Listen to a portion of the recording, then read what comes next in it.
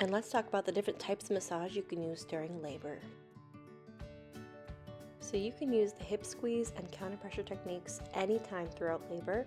Essentially, once you start feeling the need to relieve the feelings that you are having during labor, whether it's painful or not, using these two techniques can be really, really helpful at home and then once you even get to the birthing place. This first technique is counter pressure. So in this first video here, I'm squeezing on this very tender spot on your bottom, kind of right below your pelvis, and squeezing in with my hands and holding it for the entire contraction.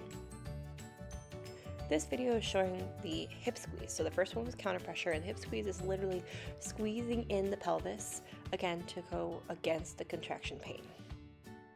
For this one, you're not really going into that soft tissue, but actually pushing against the bone to usually help with any back labor or anything like that.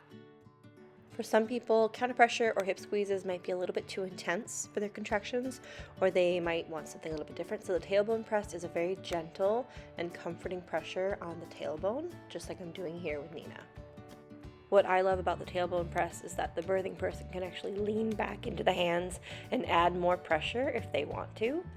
They can be much more part of the support system, and you can also use heating packs, which feels amazing. Another method of pain control is actually using light touch and massage because it helps to release oxytocin. So the first way is to use your fingertips and gently work your way up the spine.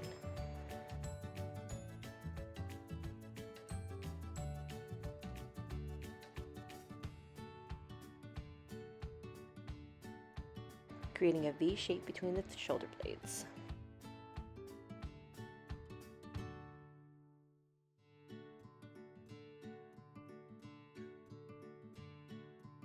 And lastly, using a gentle figure 8 shape on the back of the neck is incredibly soothing and relaxing, which is obviously something that is really good to be encouraged during labor.